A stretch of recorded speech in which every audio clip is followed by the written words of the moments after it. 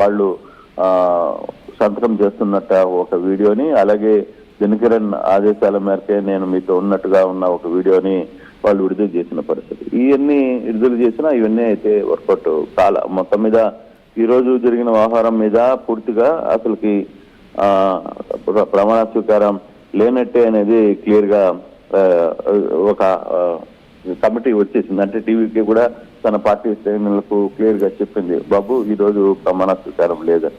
అయితే మరోవైపు కాంగ్రెస్ కూడా అలర్ట్ అయింది, మా ఎమ్మెల్యేలను ఎక్కడ తీసుకువెళ్ళిపోతారో అన్న నేపథ్యంలోనే తన క్యాంప్ ని హైదరాబాద్ కి తరలించేసింది.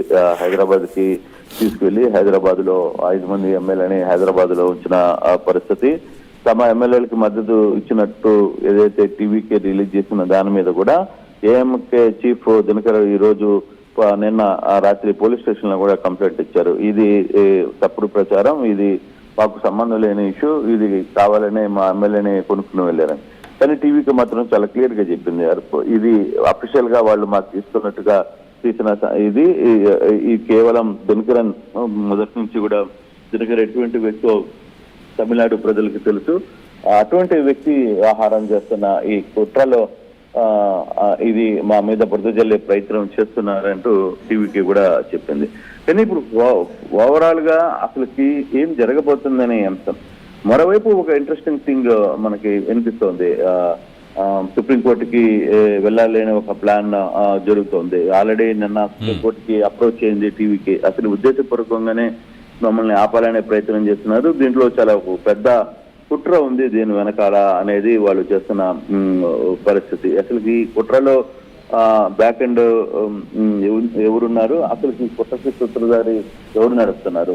అసలు మాకు నిబంధనల ప్రకారంగా 100 మ్యాజిక్ ఫిగర్ కి మేము అతి చేరువలో ఉంటే, అత్యంత అతి చేరువలో ఉంటే మమ్మల్ని ప్రమాణ స్వీకారానికి పిలవకుండా మిగతా వాళ్ళతో మాట్లాడుతున్నారు గవర్నర్ అనేది టీవీకి ఆరోపణ. ఆ సందర్భంగానే టీవీకి ఈ వ్యవహారం మీద సుప్రీంకోర్టులో కూడా ఇదే మెన్షన్ చేసింది, తిరిగి మమ్మల్ని పిలవకుండా మిగతా పార్టీలని పిలిచి వాళ్ళ చేత ఏకం చేయించి ఇది చేయించాలి అనేది సుప్రీంకోర్టు కి వీళ్ళు తలుపు తట్టిన పరిస్థితి అయితే ఉంది. అయితే దేశవ్యాప్తంగా ఇప్పుడు జరుగుతున్న ఈ ఓవరాల్ ఎపిసోడ్ లో మాత్రం గవర్నర్ పాత్ర మీద మాత్రం చాలా అనుమానాలు, వ్యవహరిస్తున్న తీరు మీద కొంత ఇష్యూస్ అయితే చాలా క్లియర్ గా కనబడుతున్న పరిస్థితిని మనం చూస్తున్నాం. ఈ ఎపిసోడ్ ఎంతవరకు ఆగుతుంది, ఈ ఎపిసోడ్ ఇంతవరకు ఆగిపోతుందా లేదు ఈ రోజన్నా ఒక క్లారిటీ వచ్చే అవకాశం ఉందా తెలియదు. కానీ ఈ వ్యవహారం పూర్తిగా కంప్లీట్ అయ్యేంత వరకు కూడా తమ ఎమ్మెల్యేలను చెన్నైలోకి దించము అని చెప్పి కాంగ్రెస్ చెప్తున్న పరిస్థితిని మనం చూసాం. కాంగ్రెస్ చాలా క్లియర్ గా తమ క్యాండిడేట్ మొత్తం తన ఎమ్మెల్యేలను 5 మందిని తీసుకువెళ్ళిపోయి హైదరాబాద్ లో పెట్టింది. హైదరాబాద్ లో వాళ్ళు ఒక సేఫ్ జోన్ లో పెట్టేశారు, అంటే అవసరమైతే మేము అప్పటికప్పుడు వారు చేరుకుంటామని.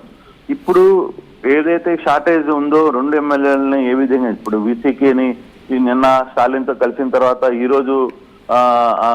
రోజు మేము ప్రకటిస్తామని చెప్పారు వీసీకే. మరి దానికి సంబంధించిన వ్యవహారంలో ఎంతవరకు ముందుకు పోతారు అనేది కూడా చూడాలి. కానీ ఎక్కడో టీవీకే నాయకులు కావచ్చు, టీవీకే నాయకులు చేసిన కొన్ని చిన్న పొరపాట్లు, అంటే ఒక పార్టీ మద్దతు కోరేటప్పుడు వాళ్ళకి వాట్సాప్ లో పంపించడం, మీరు వచ్చేస్తారా అని వాళ్ళకి లేఖలు పంపించడం, కానీ దానికంటూ ఒక యంత్రాంగం ఉండాలి, దాన్ని క్లియర్ గా వెళ్ళాలి, దానికి తమ సంబంధించిన నేతల్ని పంపించాలి, వాళ్ళతో మాట్లాడించే ప్రయత్నం చేయాలి. ఇవన్నీ ఎక్కడ జరగల. సో దాంతో ఒకసారిగా ఇష్యూ మొత్తం కూడా మారిపోయింది. కళ్యాణ్, ఒకరికొకరు సరైన కోఆర్డినేషన్ లేకపోవడం, ఎవరు వస్తున్నారో తెలియదు, ఎవరు పోతున్నారో తెలియదు, ఎవరితో ఎవరు మాట్లాడుతున్నారో టీవీలో ఆ వ్యవహారం తెలియదు. సో ఇవన్నీ కొంత ఇబ్బందికరమైన అంశాలుగానే కనబడుతున్నాయి. సో ఓవరాల్ గా ఈ ఎపిసోడ్ ఇంతటితో ముగుస్తుందా, ఈ రోజన్నా ముగుస్తుందా లేదా అనేది కూడా తెలియదు. 3వసారి కూడా గవర్నర్ సారీ చెప్పేశారు. దీంతో అసలుకి ఏ సమయంలో ఏం జరుగుతుందో అనేది తెలియని పరిస్థితుల్లోకి వెళ్ళిపోయిన పరిస్థితి. అసలుకి ఓవరాల్ అసలు విజయ్ వ్యవహార శైలి మీద కూడా కొంత చర్చ జరుగుతుంది. గవర్నర్ కి మెయిల్ పంపించే ద్వారా కూడా, మెయిల్ పంపించడం ఏంటి, గవర్నర్ తో కలవాలి కదా రంగంలో, ఇవన్నీ చూడండి.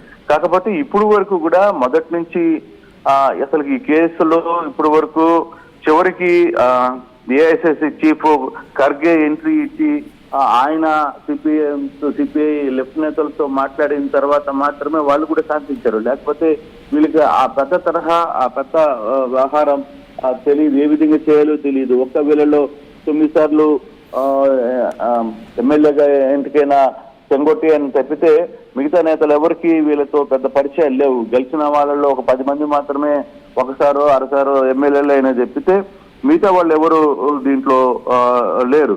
సో దాంట్లో అసలు వీళ్ళకి ఏం చేయాలో అర్థం కాని పరిస్థితి. అసలుకి గవర్నర్ తో ఎలా హ్యాండిల్ చేయాలి, గవర్నర్ తో ఏ విధంగా ముందుకు వెళ్ళాలో తెలీదు. ఇప్పటి వరకు కూడా లోక్ భవన్ నుంచి అధికార ప్రకటన రాలేదు. తర్వాత ఒకవైపు గవర్నర్ కు దినకర్ నిన్న ఒక స్టేట్మెంట్ ఇచ్చాడు, లేట్ నైట్ పళనిస్వామిని పిలవాలంటూ ఆయన కలవడం. ఇవన్నీ కొంత గందరగోళమైన పరిస్థితులు అయితే ఉన్నాయి. టీవీకేకి మద్దతు విషయం మీద బీసీకే ఇంకా క్లియర్ సిగ్నల్ అయితే ఇవ్వలేదు. ఈ రోజు ఇస్తుందని టీవీకే అంచనా ఉంది, కానీ దాన్ని ఈ రోజు క్లియర్ చేసుకుంటారా లేదా అనేది చూడాలి. ఇప్పుడు ఏదైతే మ్యాజిక్ ఫిగర్ కి 116 స్థానాలు ఉన్న స్థానాలతో ఇంకో 2 స్థానాలు అవసరం. ఈ 2 ఎమ్మెల్యేలు ఎవరు, ఏ పార్టీ నుంచి వీళ్ళకి ఇస్తారు అనేది కావాలి. మరోవైపు ప్రేమలతతో ఈరోజు మాట్లాడతామని చెప్పి చెప్తున్నారు. మరి ప్రేమలత విజయకాంత్ మిస్సెస్ ఆమె రియాక్షన్ ఎలా ఉంది అనేది చూడాలి. ఆమె ఈ రోజు ఉంటుందా, లేకపోతే ఈ రోజు వాళ్ళకి మద్దతు ప్రకటించి చేస్తారా లేదా అనేది కూడా చూడాల్సిన పరిస్థితి అయితే ఉంది. అయితే ఓవరాల్ గా జరుగుతున్న ఈ యంగ్ రాజకీయం సస్పెన్షన్ థ్రిల్లర్ ని మాత్రం తలపిస్తుందనేది చెప్పాలి. ఖచ్చితంగా సీఎం పీఠం మాత్రం 3 సార్లు దగ్గరికి వచ్చి వెళ్ళిపోయింది. నిన్న రాత్రి మరి ఈ రోజు అంచనాలు వేసుకున్నారు, తర్వాత ఈ రోజు క్లియర్ చేయాలనుకున్నారు. టీవీకి అభిమానులందరూ సందడి చేశారు, సంబరాలు చేశారు.